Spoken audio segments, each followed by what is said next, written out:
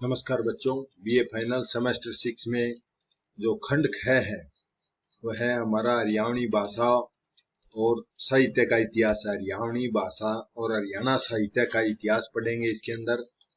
तो सबसे पहले है हरियाणवी भाषा का उद्भव विकास। हरियाणवी भाषा कब उत्पन्न हुई थी?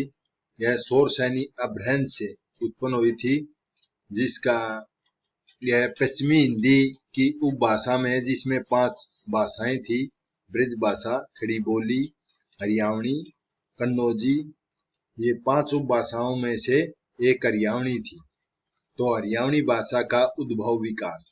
उद्भव विकास का अर्थ है कब इसकी उत्पत्ति हुई और इसके विकास में क्या क्या योगदान है। यह 8 नंबर का क्वेश्चन आएगा। ख भाग 8-8 के 2 लिखने हैं और 5-5 के 2 26 नंबर का आएगा। तो बहुत ही आसान सा है ये। तो हरियाणवी भाषा का उद्भव विकास। हरियाणवी भाषा हरियाणा प्रांत की भाषा है और हरियाणवी भाषा वर्तमान में पश्चिमी हिंदी, पश्चिमी जैसा कि पहले बताया ना, पश्चिमी हिंदी यानी इसकी 5 बोलियां हैं। 5 बोलियां में से प्रमुख बोली है हरियाणवी। तो पश्चिमी हिंदी उपभाषा का विकास शौरसेनी अपभ्रंश से हुआ था, जो प्राकृतिक भाषा के प्रचलन के समय एक अक्षेत्रीय बोली होती थी। अतः कहा जा सकता है कि हरियाणवी भाषा का विकास शौरसेनी भाषा से हुआ है। तो डॉक्टर नगेंद्र ने कहा है, पहलवी जो ईसवी थी, ईसवी तक आते आते बोलचाल की भाषा में परिवर्तन हुआ और पहली से 5वीं तक इसका रूप प्राकृत नाम है, प्राकृत भाषा से अभिहित किया है। और इस काल में अक्षेत्रीय बोलियां कई थी, जिनमें से मुख्यतः शौरसेनी, पैसाची, बाचड़, महाराष्ट्र में बोली जाती थी, मागधी, पटना के आसपास अर्धमागधी, पूर्वी हिंदी बोला जाता है इसको। तो ये 1000 ईस्वी के आसपास आरंभ हुई थी अपभ्रंश से, शौरसेनी अपभ्रंश से।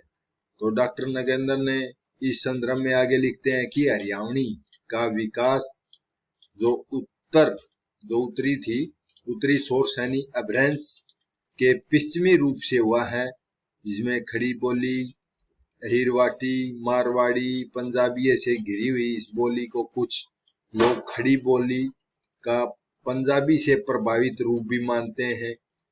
और इसका क्षेत्र मोटे रूप से हरियाणा और दिल्ली का देहाती भाग है। हरियाणवी में केवल लोक साहित्य है, जिसका कुछ अंश मुद्रित है। तो हरियाणवी भाषा में नगेंद्र के अनुसार हरियाणवी एक लोक भाषा है। लोक मतलब समाज में बोली जाती है, लोक प्रचलित भाषा है। हरियाणवी भाषा आज तक हजारों वर्ष की यात्रा तय कर चुकी है, क्योंकि 1000 ईस्वी से आरंभ हो चुकी थी। क्योंकि वर्तमान हरियाणवी भाषा में प्राकृतिक भाषा के शब्द भी मौजूद हैं। जो प्राकृत भाषा थी, जैसे पाली, प्राकृत, अपभ्रंश, तो प्राकृत भाषा के भी कुछ शब्द मौजूद हैं, जिसका प्रचलन 1ली से 5वीं सदी के बीच था। तो हरियाणवी भाषा में जहां प्राकृत भाषा से शब्द लिए हैं, वही इसने प्राकृत भाषा को शब्द भी दिए हैं। तो इस प्रकार हरियाणवी भाषा पर संस्कृत, पाली, प्राकृत, अपभ्रंश भाषाओं का प्रभाव रहा है। और हरियाणवी भाषा के विकास यात्रा में संस्कृत, पाली, प्राकृत, अपभ्रंश चारों भाषाओं की अपनी एक महत्वपूर्ण योगदान रहा है इनका। तो हरियाणवी भाषा के विकास की यात्रा में इसे लोक साहित्य का महत्वपूर्ण योगदान है। लोक साहित्य समाज में प्रचलित थी। हरियाणवी लोक साहित्य के अंतर्गत आने वाले लोक गीत आते हैं, जो गीत गाए जाते हैं। लोक कथाएं आती हैं, जो कथाएं प्रचलन है हमारे समाज में। और लोक सुभाषित, कहावतें हैं। भजन, जो भजन बने हुए हैं भगवान के ऊपर। सांग, जो सांग परंपरा थी, वे भक्ति साहित्य और रीति साहित्य और आधुनिक युग की कविताएं, नाटक, उपन्यास ने हरियाणवी भाषा के विकास में को निरंतर गति प्रदान की है। तो हरियाणवी भाषा को विकास में लोकगीतों का, लोक कथाओं का, सुभाषितों का, भजनों का, सांगों का और भक्ति साहित्य का और रीति साहित्य का और आधुनिक काल की जो कविता है, नाटक है, उपन्यास है, वे इसके विकास में निरंतर योगदान प्रदान करते हैं। अब एक एक करके इनका योगदान जानते हैं। तो हरियाणवी भाषा के विकास में लोक गीतों की प्रसिद्ध गायकों में दादा बख्शी राम, प्रज्ञा चक्षु और श्री पृथ्वी सिंह बेधड़क की रचना शैली और तर्जों का अमिट योगदान है। आज भी हरियाणा में विभिन्न अवसरों पर पर्व, त्योहार, शादी समारोह में रीति परिवर्तन, जैसे तीज का त्योहार में तो क्या है, ये गीत गाए जाते हैं। अनेक लोक गीतों का गायन स्त्री बड़े चाव से करती हैं और ये लोकगीत भाषा के विकास में अहम भूमिका निभाते हैं। और इसी प्रकार हरियाणवी लोक कथाओं में परी कथा, जो परियों की कथा है, देव विषय कथाएं हैं और निजनधरी कथाएं हैं, साहस और पराक्रम की कथाएं हैं, कौशल पूर्ण कथाएं हैं, जादू कथाएं हैं, व्रत कथाएं हैं आदि प्रमुख रूप से सुनी सुनाई जाती हैं। तो ये लोक कथा में आती हैं, ये जो कथाएं हैं, कहानियां हैं। तो हरियाणवी भाषा के विकास यात्रा में महत्वपूर्ण योगदान दिया है। अगला है लोक सुभाषितों। सुभाषितों होते कहावतें, जो मुहावरे, लोकोक्तियां, सूक्तियां, तो सुभाषितों के अंतर्गत आती हैं।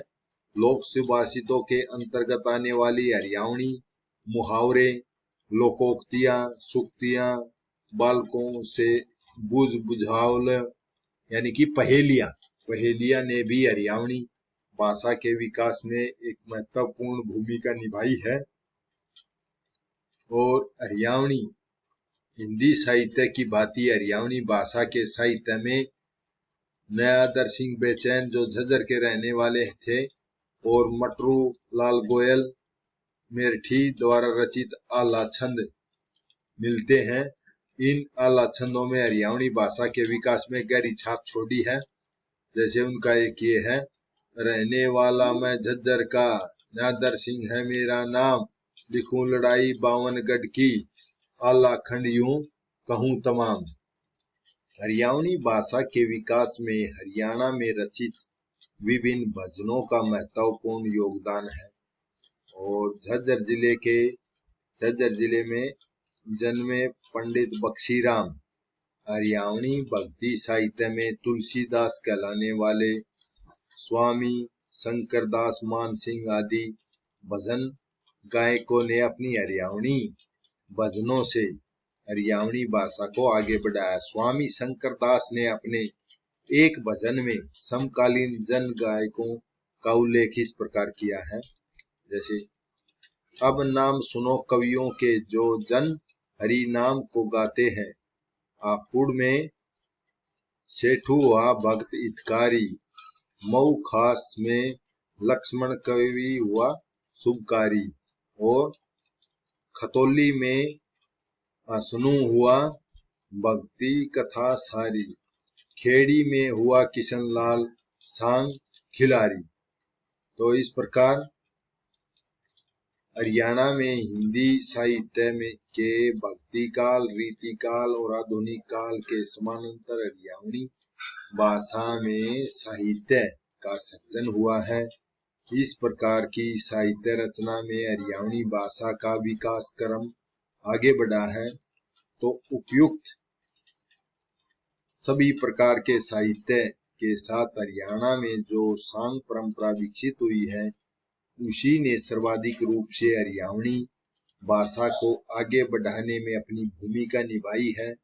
और हरियाणा में सांग परंपरा 13वीं शताब्दी से ही आरंभ हो गई थी, परंतु इसमें पंडित दीपचंद ने सर्वप्रथम हरियाणवी सांग को उचित साहित्यिक रूप प्रदान किया गया है। इस दीपचंद बामन को कालिदास ऑफ हरियाणा भी कहा जाता है।